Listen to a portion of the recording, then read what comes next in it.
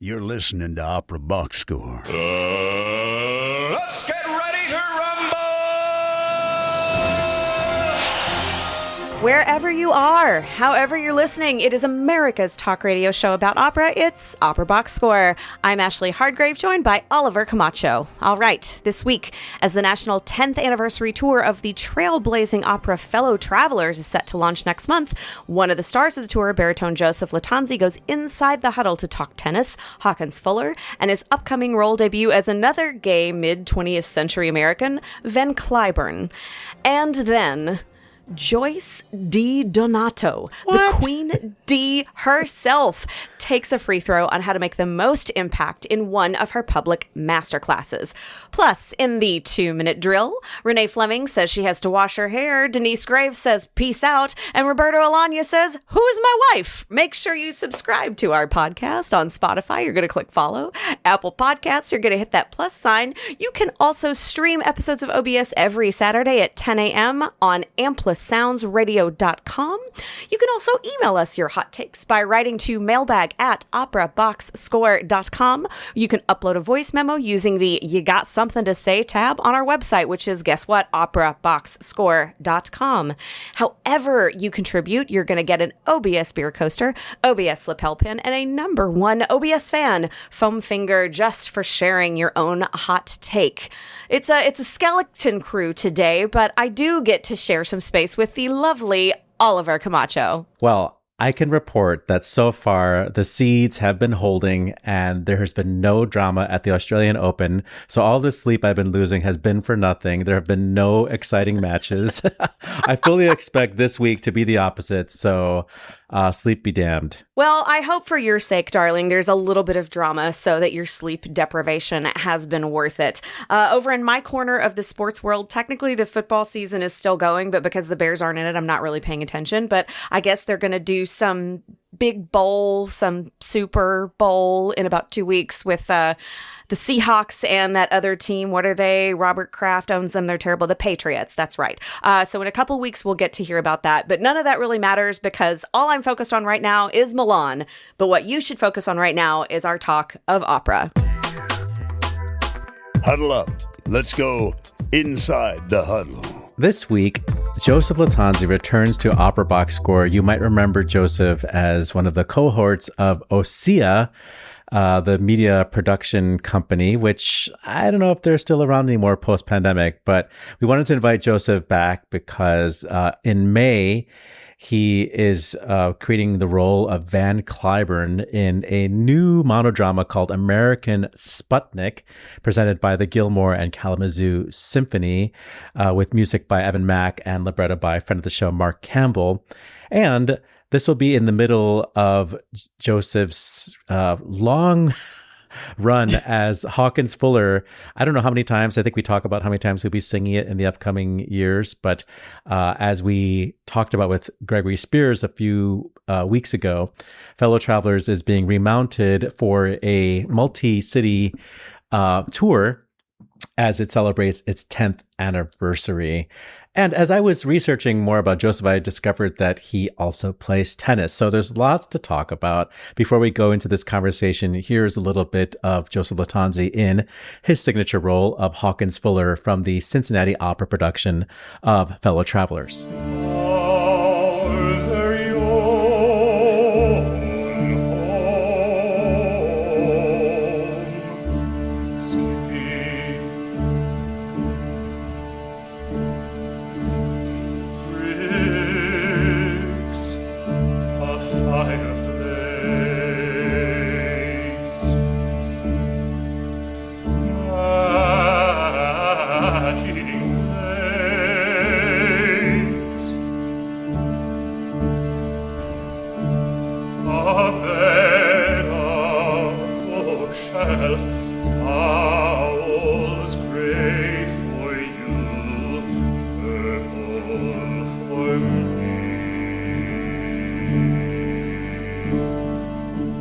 Joseph Lattanzi, welcome back to Opera Box Score. Thank you. So the last time you were here was probably in, 2020 or 2021 when we were all just at home. I know. Feels like And forever ago. yeah, and a lot has sort of happened with you since then. But as I was perusing your website, I learned something about you that I didn't know. You play tennis? Yeah. You play tennis like at the collegiate level, or? No, oh my gosh, I wish. Okay. No, I played when I was a kid, like, early teenagers, and I played competitively, and then I stopped playing to go to a performing arts high school and like sing and Ooh, dance. I know. yeah. Fame. Exactly. But I picked it back up. Yeah, I love it. I mean, it's like the thing that I love to do for exercise and perhaps the only thing that I actually enjoy, like unfetteredly. You know what I mean? Yeah. Well, do you watch any ATP? Oh, for sure. I watch ATP and WTA. Big Okay. women's tennis fan. But yeah, I watch it all. The Australian Open just started, and so yeah. The Australian Open is always the toughest one for me because the games happen at like the strangest times for I us. know. And, I'm so connected to like tennis TV and, the New York Times. I'm on the Athletic email list. And so like I wake up in the morning, I see like some result like before I even had a chance to like check my DVR. And yeah, I'm just resigned to like being spoiled all the time during the Australian Open. Are you a player as well? I was in a gay league for a minute. Uh-huh. I was the second worst. So I always played the same person all the time. And we took turns, beating each other for the worst, Amazing. But no, I mean, I love it so much, but I really need like some lessons and some, Yeah. yeah. I'm very passionate about it, but I'm not good at all. So I will say, I mean, I'm pretty good. But yeah, I'm gonna play tonight. And where are we talking to you from right now? I'm in Atlanta right now. Okay, so it's not so cold. Well, it's colder here than it should probably be, but Are you indoor? Or are you going to be outdoors? it'll be outdoors. Atlanta Okay. has a lot, only outdoors courts, unless you're like super, super fancy, and I am not. So it'll probably be about like 35 or so when I'm playing. It'll be a little chilly, Yeah. but not Chicago chilly. So before we talk about opera, how do you feel about Carlos Alcaraz without a coach? Oh, yeah. No, it's weird. But I mean, he's a freak of nature. He's so talented and so dynamic. I'm sure he'll have a coach at some point. I'm sure he'll like have his whole team back in place. But that was sort of a weird little announcement that they made over the off season. Heartbreaking. And I mean, like, I don't know the whole story. I don't think anybody does, but something to do with like his management not getting along with Juan Carlos. Like, I think it's like the family. It's like that Juan Carlos did not sign the contract quick enough. Oh, no. Like they gave him like whatever 3 days to sign a new contract, and it's like that's not enough time, and so they just let him go. And I don't really understand. That's like such a winning formula, and why would you? I know. Yeah, I mean, it's him and Carlos and Yannick. Like they're just at the top. So Ilya and Shane.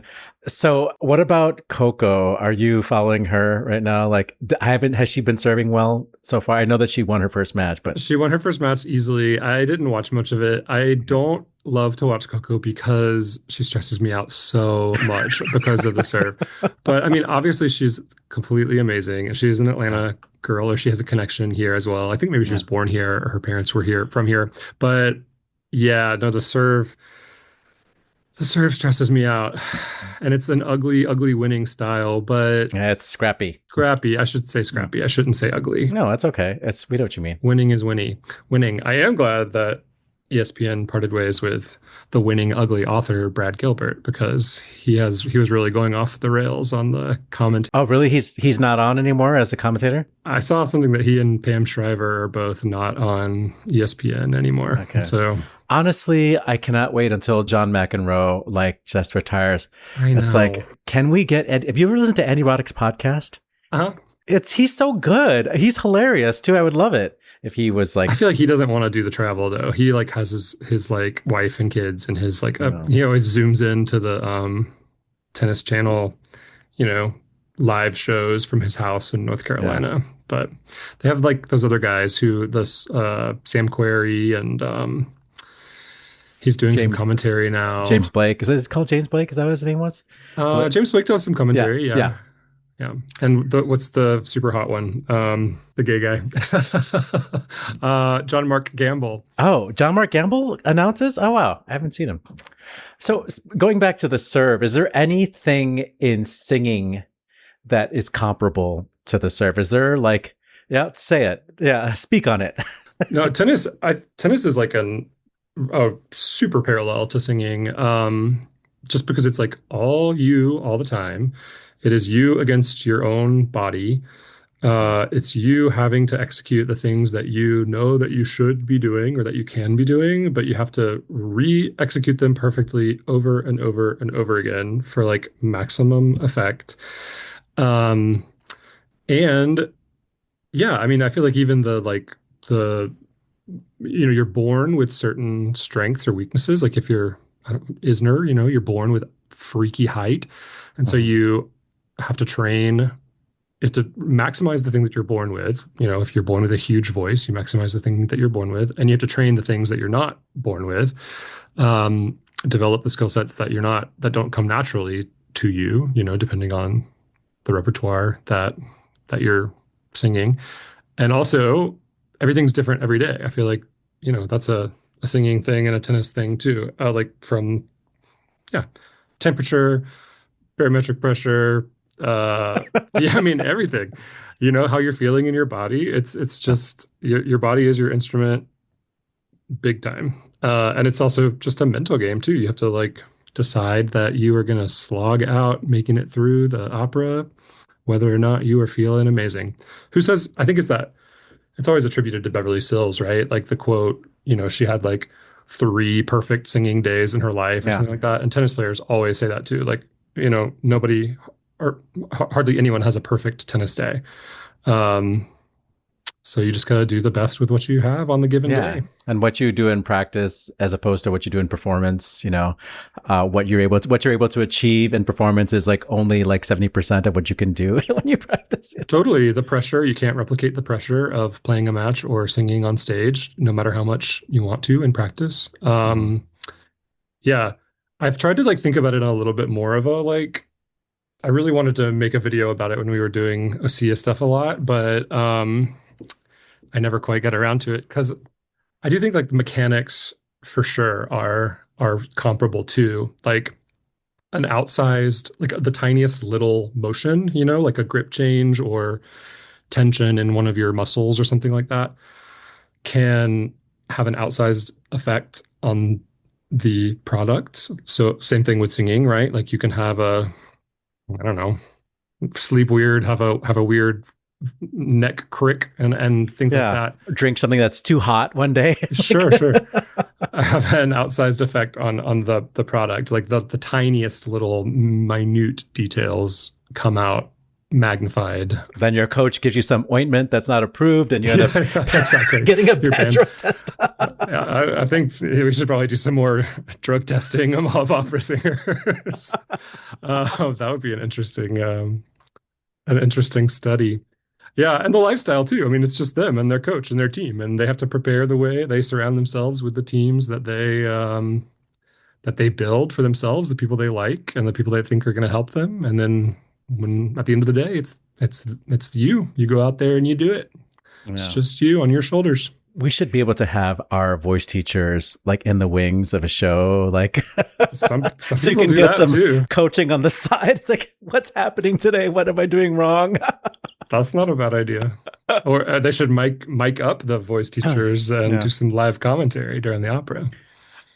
Well, since we're talking about like competition and sport, we should talk about American Sputnik, which is a world premiere opera in which you play Van Cliburn, the famous American pianist who I assume this is having to do with the Tchaikovsky competition. I forget which. Yeah. Yeah, that's exactly right. Okay. Yeah. He, it's about his journey. Well, they're calling it an operatic monodrama. So it's just me singing, but, there's some, piano and small orchestra, and it's the whole story, imagining in words and music how he felt during the trip. It starts on the plane over there. he talks about his preparation. He talks about his love for Russian culture, Russian music, his nerves, the triumph, the joy, the amazement that he's around all of these people that the music that he studies. That's not a good way to say that.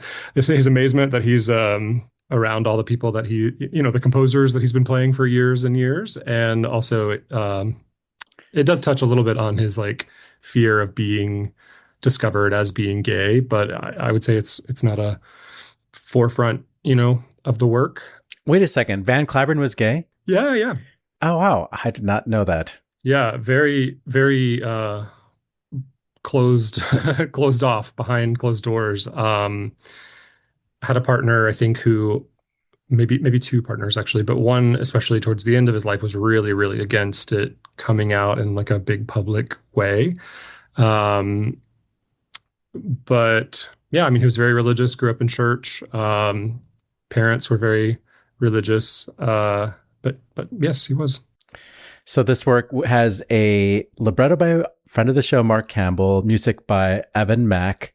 It'll premiere with the Kalamazoo Symphony Orchestra in May as part of the Gilmore International Piano Festival in Kalamazoo. Yeah, it's good. It's a good piece. I really enjoyed learning it and doing it. We did a workshop of it several months ago, I guess, but it's a big work. It's a big sing. And it was just a piano voice workshop, but the pianist is amazing. Stanislav Kristenko is his name. And yeah, sort of like a voice and piano concerto almost, there's a lot of back and forth. There's a lot of inspiration, music inspired by the Russian composers, quotes of lots of different Russian pieces, piano pieces, which Evan and Mark would know better than me. I mean, I recognize them orally, but you're not doing any finger acting, though. No, actually, okay. I don't know if they would want me to tell you this, but I will anyway. When they approached me about it, I was like, guys, I do play the piano a little bit. And I was looking at the score, and there are a couple of these transitions where the music is a little bit less virtuosic than the rest of the score. And so I was like, I could play that. We could incorporate this. It could be part of the staging. But it's not, it does have a director, but it's not a super fully staged thing, perhaps as it's in talks actually to have a staged premiere, but maybe as it moves on, towards a more theatrical presentation than this will be, perhaps we can incorporate that in. Have you heard Chelsea Guo play? Yeah. Oh, she's amazing. I gotta get her on the show. Yeah, no, definitely amazing pianist and singer. I feel like Aaron Morley, there's a lot of people who play and sing,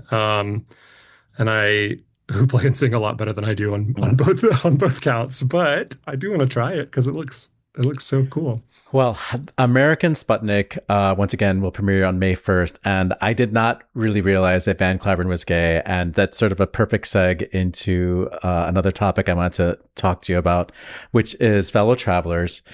We spoke to Gregory Spears just a couple months ago at this point, about the, I guess it's the 10th anniversary of this opera. And it feels like it's been around way longer than 10 years. I feel like everybody's doing it, and it's getting so many performances upcoming. And I think you're in all of them. I'm in a lot of them. Yes. Yes.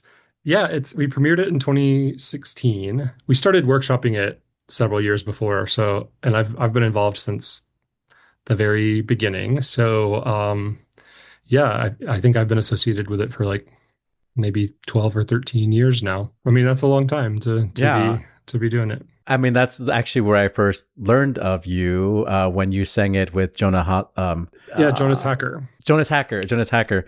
There is a tenor named something Hoskins. Joshua. Jonah Hoskins. Okay. But I love Jonas Hacker, and Jonas, if you're listening to this, I would never confuse you. It's just so many J names. But I heard you guys do this at the Athenaeum Theater in Chicago as part of Lyric Opera's, what they used to call Lyric Unlimited. And I remember being, I think I've told this story many times, but I remember being in that theater and looking around the audience and feeling, this has always been the opera audience, but it never feels more like an authentically present audience than it is right now. It's like, why have we not acknowledged after all of these years of opera with this gay fandom, why not do an opera that is speaking directly to gay people, you know? Yeah. Yeah. Yes. I mean, I think it works on so many levels, you know. It works on the musical level and the dramatic level. It works on the meta level, which is, you know, like what we're talking about now. Yeah, it's really a special piece, and I feel really lucky to be involved with it still. I mean, you know, I think you could argue that I was a little young to maybe be given it originally, and maybe I'm you know, I mean, I feel lucky that I get to grow into the characters is the point. Because Hawk can still have a few more years, I think, with me. Hopefully, we'll see what happens. But yeah, it's just a good story. And since then, so much has happened. You know, the miniseries has come out. Have you talked to Matt Bomer, who also played Hawkins Fuller? Is that his name? Yeah, we're big buds. No. I would love to talk to Matt Bomer about it, but no, I have not. I met the producer, one of the producers, or the writer of the show. I should know which one, but I don't. His name is Ron Neiswaner. He, was involved with the miniseries, and he came out to do some panel discussions when we did a separate production of Fellow Travelers at Opera Parallel a couple of years ago. Super, super interesting guy. Amazing history in Hollywood and on film. He wrote for Philadelphia, you know, with Tom Hanks. And, the movie, yes. So got to be one of the best opera scenes in film of all time.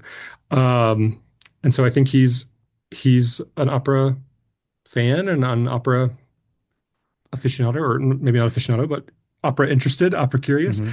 And so I think he is going to maybe get involved a little bit in, I'm actually not sure how much of this I'm supposed to really be sharing, but there are big plans for it. And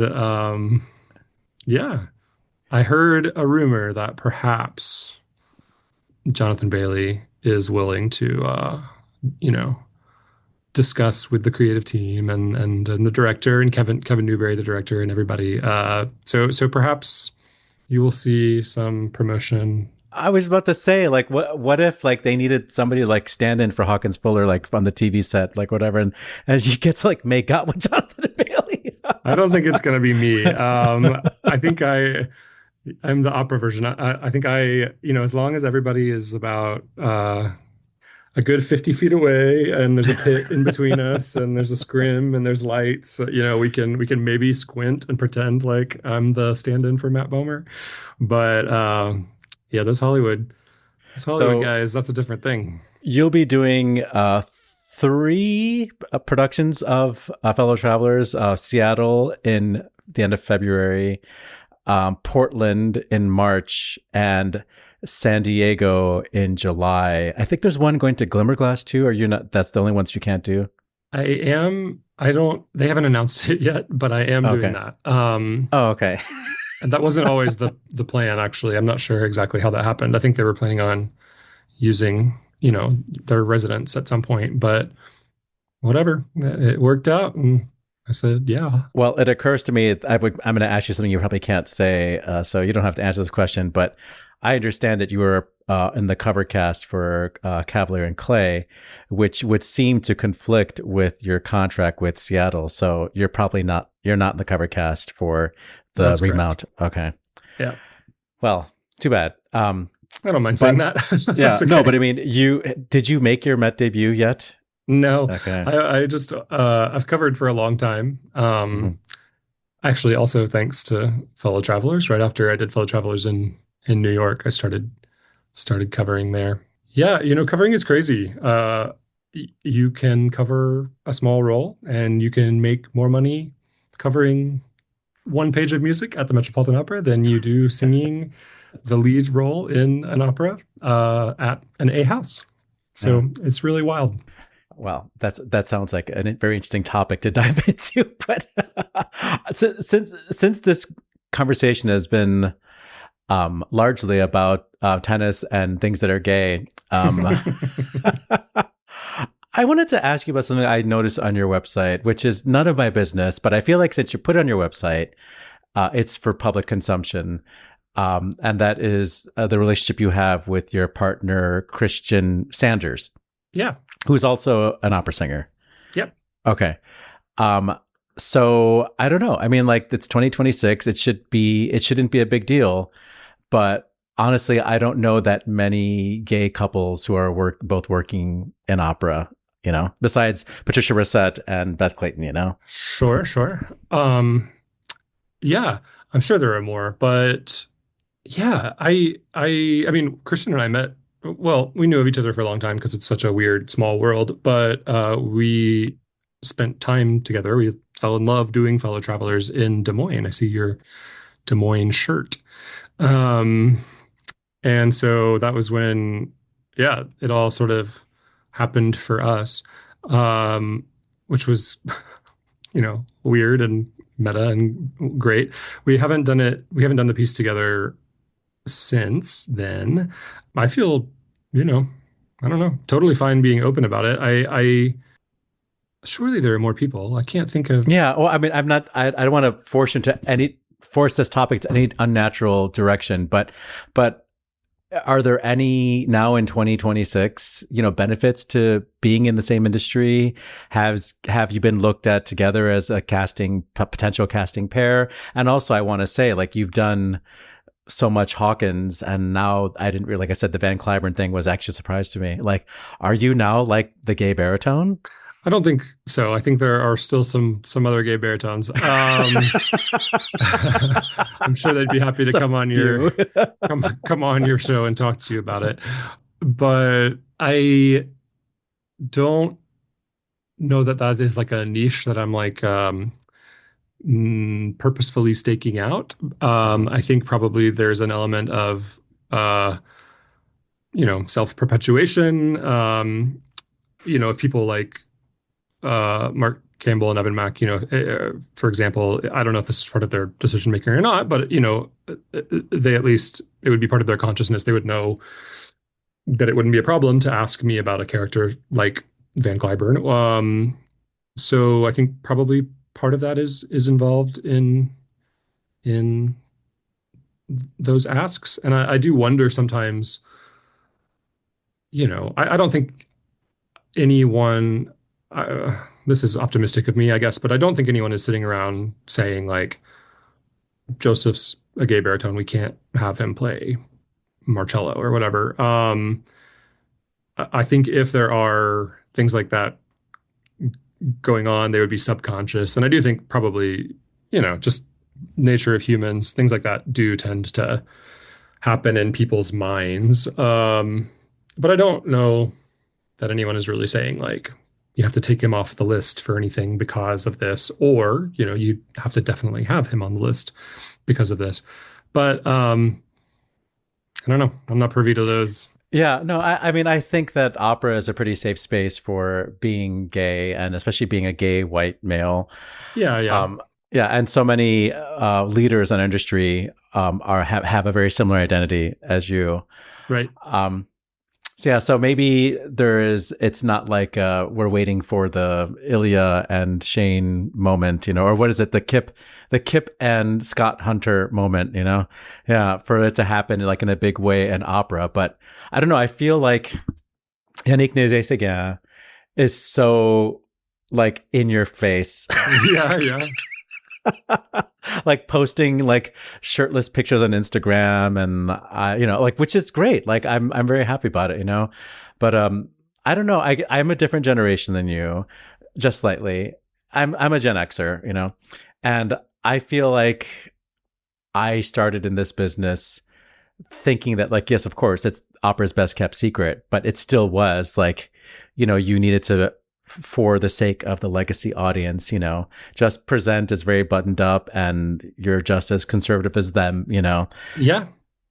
I'm not sure. There's this I think opera has, obviously we're struggling a little bit at large, and I think there are a lot of things at play, with that, and I think that might have something to do with it. Sort of the doubling down institutionally on things that might be considered more socially progressive or than a conservative audience might like. I wonder. I wonder what the dynamic is going to be like doing Fellow Travelers this time around in this political climate that we find ourselves in. Because I don't know. I don't know. It feels to me like perhaps people are a little bit emboldened to say what they don't like about other people a little bit more loudly these days, rather than just kind of sitting down and shutting up. And so I wonder if that's going to rear its head. I mean, Seattle is and Portland and San Diego and, arguably the upper people at Glimmerglass, those are relatively very safe spaces. Exactly. I don't know. There were some things I've worried about it in the past too. I mean, Kevin tells a story. Well, the premiere of Fellow Travelers happened like 3 or 4 days after the Pulse shooting in Orlando, and so that was something that was really on our minds, when we were premiering it. I don't know what's gonna happen. I think everywhere I've performed it, every once in a while, you do hear people get up and leave after the first kiss. I've definitely heard the doors open and that's when you can sort of the first telltale sign of who's gonna stick around. But if people do stick around, they generally, it's a great piece. Really like the piece, but every once in a while you get a defector. Well, Joseph Lattanzi is the Hawkins Fuller of our time. And we'll be singing Fellow Travelers coming up in Seattle beginning February 21st. Joseph, it was great to have a one-on-one with you. And can't wait to hear about more gay things that you're going to do. Let's put it out there. I'm a very versatile actor and performer, and I can sing, lots of different roles and lots of different characters. And the more contracts, the better. Bring them on. My thanks to Joseph Lattanzi. Once again, American Sputnik is on May 1st, and Fellow Travelers is all the time. I promise you, it's happening. It's happening somewhere near you. Everywhere. Well, if you're liking what you hear, make sure that you subscribe to our podcast. You can do that a couple of different ways. On Spotify, you're going to click the follow button. On Apple Podcasts, you're going to hit that plus sign. Yeah, you got something to say? Then yeah, all right, you can say something. This is Listener Mailbag. Hello, Opera Box Score. It's PJ. And a Gershwin expert, I'm going to call you, Juliet. This is my sister, Juliet Ewing. Hello there. We're here at the intermission of Porgy and Bess, the long version, Juliet. They're not pulling any punches. This is, how long is this? 3.5 hours. Yeah. Of glorious Gershwin, so glorious I'm happy. Gershwin. Now, wait a minute. I said you're a Gershwin expert. Why would I say such a thing? Well, I wouldn't call myself an expert, but I'm a jazz singer, and I have an album that was released in September that's all Gershwin called Simply Swonderful, The Magic of Gershwin, and I actually sing a song from Porgy and Bess, of course, the most famous aria, Summertime. It's on my album. That was shameless self-promotion. Of course, it runs in the family. It runs in the family. But we heard, Americana through and through. I don't understand truly the miracle of how this happened. How did this man write this music that is so in tune with the people he's writing about? I don't get it. It makes me really want to go study Porgy and Bess, because it's just a remarkable production. We did hear some really, really great singing. Speedo Green, Ryan Speedo Green, that bastard. I know. Our ugly crown, he really was fabulous. He's always fabulous. He's fantastic, physically imposing, vocally imposing. He's a really fine actor. You know, you see him coming and you shake in your boots. He's got it going on. You know, I've seen him in almost everything he's done in the last 4 or 5 years.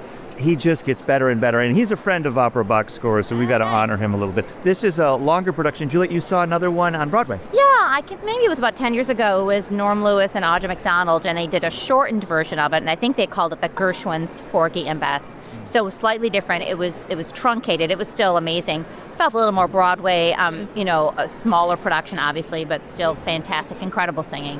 Why did you do the record, and maybe just why is he so special? What's it about Gershwin? I think it's because I spent a long time learning his music as a kid, being exposed to it from the movies, from our grandparents, and then I did about 300 performances of George and Ira Gershwin's musical Crazy for You all over the United States and all over Europe, and I really have such a love for the music that I never get tired of, that people still respond to 80, 90 years later. So I did a whole vocal jazz album of his music, and it was so much fun, very satisfying. It's been really well received, and I'm so happy I got the chance to do it. On a very cold afternoon, we're all waiting for the big one, yes, which hits us tomorrow. Apparently, but it's beautiful and sunny and it's warm here, and I just love hearing the orchestration of this music. I don't know if you notice, like the banjo and the drum kit, things you don't hear often in an opera setting. I just loved it. That's also made it feel so Americana, because you hear the drum, the jazz drum, you hear the banjo. It really immediately takes you to a place. So I thought it's glorious to hear it. The Miracle of Porgy and Bess here at the Metropolitan Opera. It's PJ Ewing and Juliet Ewing signing off. We'll report again soon. Free throw. A few weeks ago, I had the privilege of speaking to Joyce DiDonato to promote her performance of Emily No Prisoner Be with the genre-defying string trio Time for Three, performing music by Kevin Putz on poetry of Emily Dickinson. We spoke at my other job, and she had like 27 minutes, and I had 3 minutes left. So I used the 3 minutes to get a free throw on her masterclass, because I feel like for a lot of us, it's our way of sort of seeing what it would be like to work with Joyce DiDonato and what makes her tick as she tries to discover what makes other singers tick. And I do think that she's very skillful at finding like the crux of like what that singer needs to work on in that moment. So before we join this conversation in progress about her masterclasses, here's a little bit of Emily No Prisoner Be, music by Kevin Putz with Time for Three. Because I could not stop, for death he kindly stopped. He kindly stopped the carriage held but just ourselves and immortality. He slowly drove, he knew no haste, and I had put my labor in my leisure to for his civility.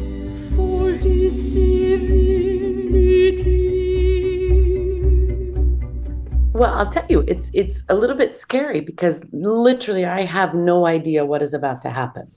And I don't know much about the singer in front of me, and I just have to, in real time, sort it out as best I can. But I think one of the reasons it does come to me pretty easily, I have good intuition on a number of things, but also usually I have lived exactly what I'm seeing them work through in that moment. As you know, as an artist, I have worked, and I continue to work a lot on my technique and how to become more free as a singer, both technically, physically, musically, emotionally, and as a performer. And this is a real craft for me. And so I think about it all the time, and I go through my own trials and tribulations, especially as a younger singer. It took me a long time to figure this out. So they can't lie to me usually. I see exactly what they're hiding. I see how they're covering. I see how they're pretending. And I know for the most part, most singers want to get through that, but they're just scared. So I like to take them by the hand and say, it's okay. I got you. I went through this. I'm going through this. Let's figure it out. You know, the body knows and the body tells. And I also feel like you're looking at the body and saying, yeah, you know, if you would just relax your shoulder there, if you just like open up, you're going to give us more of yourself. If you don't hide, you know? Yeah. So many times I see you do stuff like that with this. And it's like, oh my God, she sees it. It's like, so I feel so validated. And you know, maybe not all audiences, but even if you don't identify it, you feel it. Like there is something blocking that pure voice or the pure emotion from reaching us. And I think the majority of my teaching is trying to unblock or trying to identify things for them to let go or trying to find ways for them to open. It's not that I'm teaching them. I mean, most of them have great skills. And I just have to remind like, oh, do you see what your jaw is doing there? Oh, right, I have to release it. Oh, do you see how you're holding your hands this way and it's blocking? Just open. And once you get them to identify what they can release, then they feel the confidence to say, oh, I can pour forth my voice. I can pour forth the emotion. Yeah. Gotta be vulnerable first, though. That's right. That is right.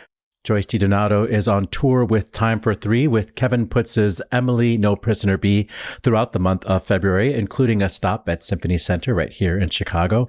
And her next public masterclass at Carnegie Hall is on April 20th. You know, one of the things I really appreciate about Joyce as an artist, as a singer, as a human, is there is a constant kind curiosity that comes from her, whether she's working with someone in master classes, whether she is through the rehearsal process for a piece. I really love the kindness, curiosity that comes out of her. One other thing that I really like are 2-minute drills. So we're going to do one right now. This just in, the 2-minute drill. All right, listen up. Here's everything you need to know about what happened in Operaland this week. Renee Fleming is the latest artist to withdraw from a Kennedy Center commitment. A message on the KC website said Fleming, who had been scheduled to appear with the National Symphony Orchestra, had to withdraw due to a scheduling conflict. Open letter alert. Over 60 artists have signed an open letter pledging support to Washington National Opera following their decision to leave the Kennedy Center. The letter states, while we acknowledge the difficulty of making this decision, we also recognize that the great work WNO has created for more than 70 years cannot thrive in the environment created by the center's current administration. We pledge support to WNO in its future endeavors and always to continue standing up for artistic freedom. Among the signatories are friends of the show Mark Campbell, Anthony Roth Costanzo, Joyce DiDonato, Ricky Ian Gordon, Jake Heggie, David Henry Wong, Isabel Leonard, Will Liverman, Ryan McKinney, Nicholas Pon, and Karen Slack, and other important future friends of the show. Set designer Michael Levine and director Carrie Cracknell have asked to have their names removed from the programs after the Met decided to restage certain elements of their 2023 Carmen. Originally, Escamillo and his entourage entered in a red Jaguar convertible and 3 pickup trucks. This season, Escamillo walks in with his followers and a motorcycle. General Manager Peter Gelb said the change saved the company more than $300,000.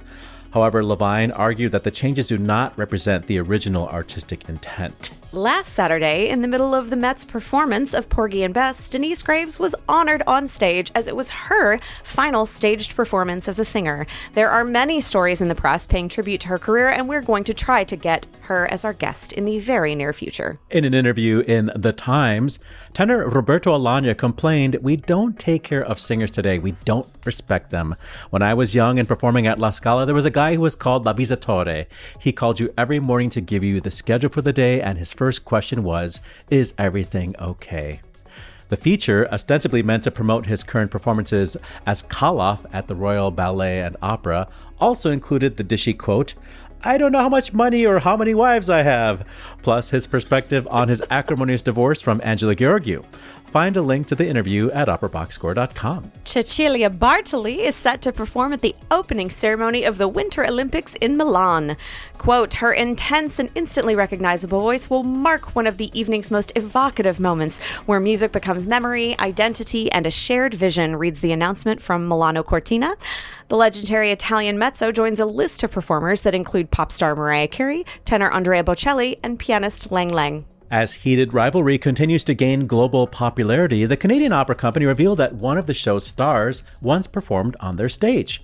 Robbie G.K., who portrays Kip in the series, was featured as a footman and militia member in a 2024 production of Medea, which starred friends of the show Sandra Radvanovsky, Matthew Polenzani, and Janai Brugger, which means I'm only 2 degrees away from HotCon. In trade news, Joseph Michavich will be the new general director of Piedmont Opera, while Anthony Roth Costanzo and Corrado Rivaris aren't going anywhere. Opera Philadelphia has announced contract extensions for both through 2029. In major awards news, Jordi Savall has received the Ernst von Siemens Award, a distinction considered akin to the Nobel Prize of Music. As a performer, researcher, and musical ambassador, Savall has made a fundamental contribution to early music and historically informed performance. His concerts and recordings are considered benchmarks in this field, and as a teacher and conductor of various ensembles, he has trained generations of musicians, said a spokesperson for the Ernst von Siemens Foundation. Exit stage right. Beloved educator Wanda Joyce Farwell has passed away at age 91. Dr. Farwell held faculty positions at Drake University, the University of Wisconsin, Western Carolina, Baylor, and Rice universities, where she was widely respected for her intellect, discipline, and insight. She was frequently invited to lead master classes and workshops and served on the faculty of the Amalfi Coast Music Festival, the American Institute of Musical Study in Austria, and the Voice Institute at the Texas Medical Center. In his public tribute to Dr. Farwell on social media, friend of the show Kareem Solomon writes, Dr. Joyce Farwell was a guiding light for so many of us. She set me on a path in life that I simply couldn't have discovered without her.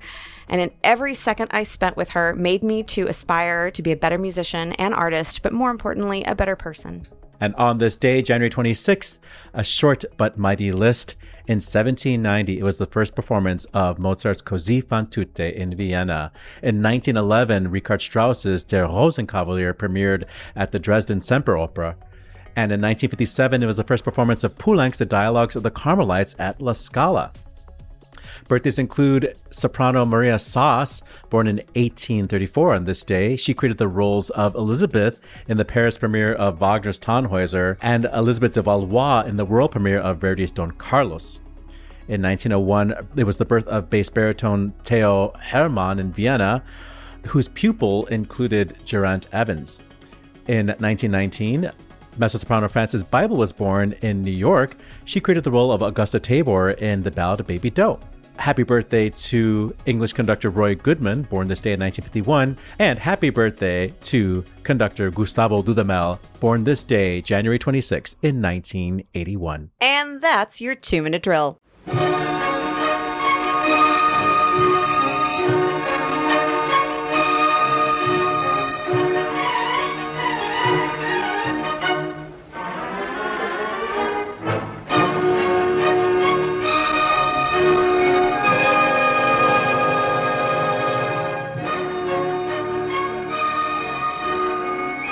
Just a few of the opening measures of the world premiere of the Dialogues of the Carmelites from La Scala in 1957, conducted by Nino Sansonio.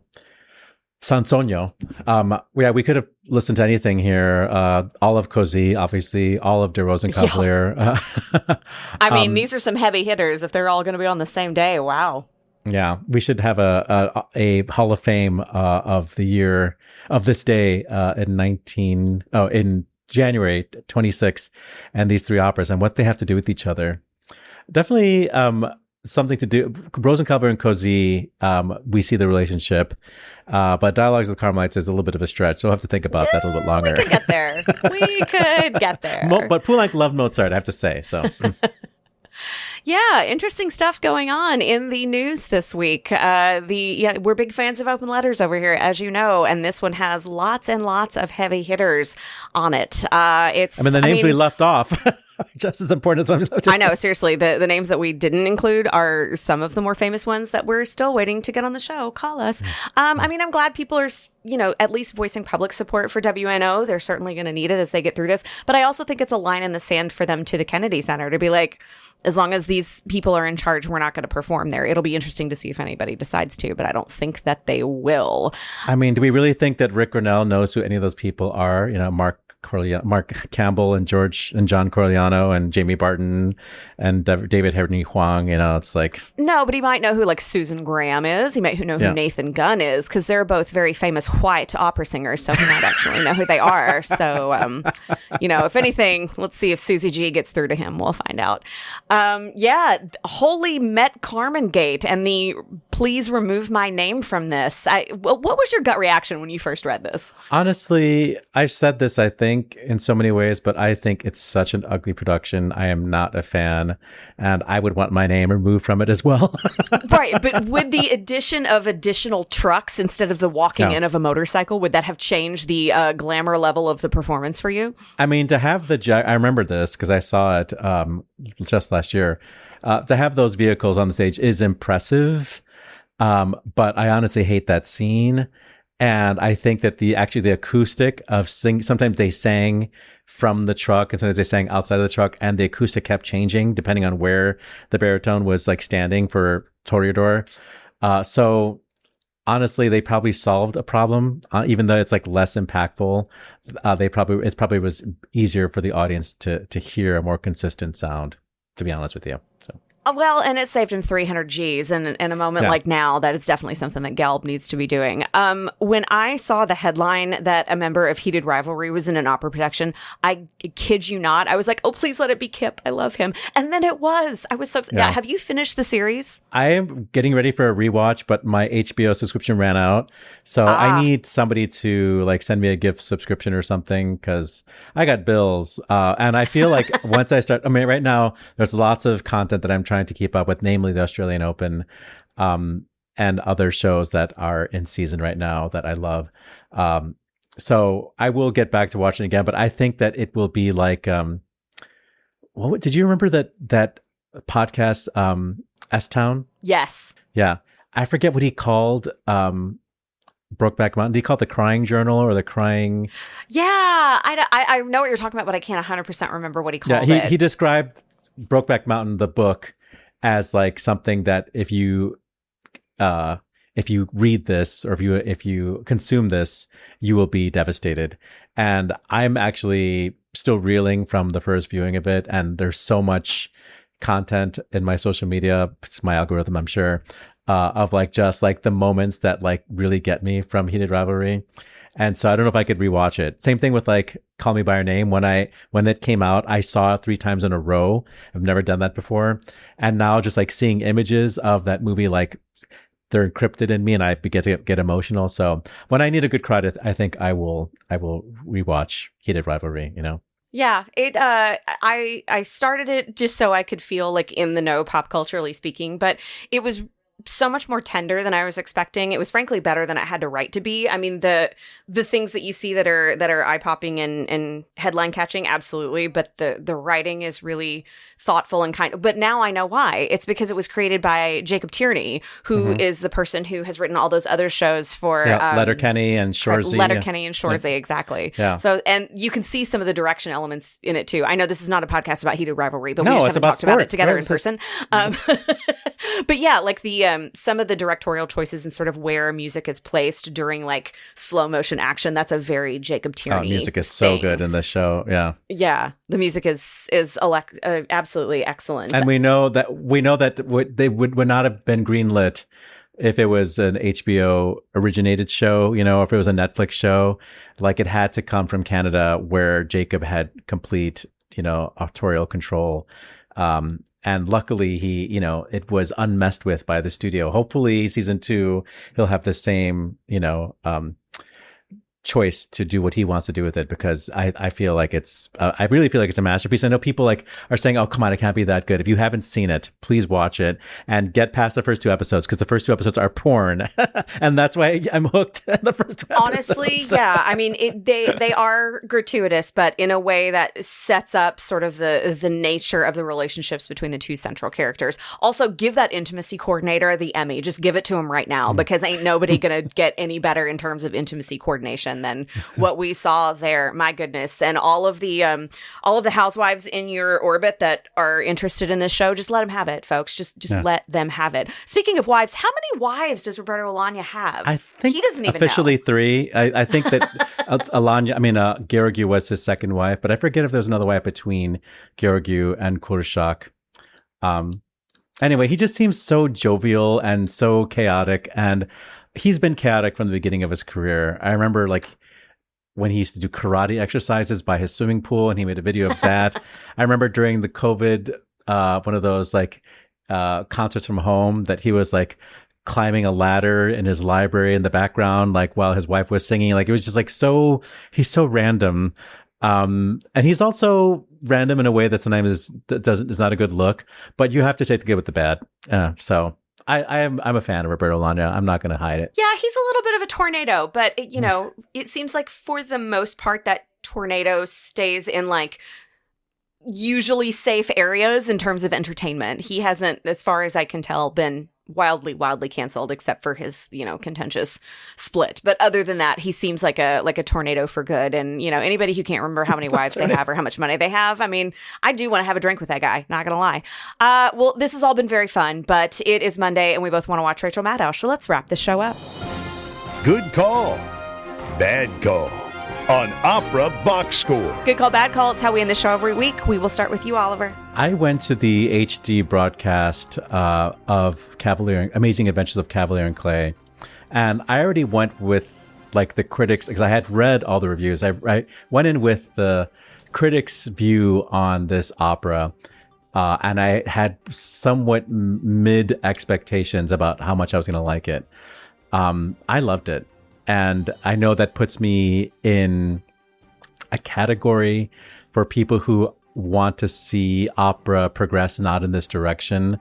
I am advocating for this type of opera. I felt like the storytelling was very clear.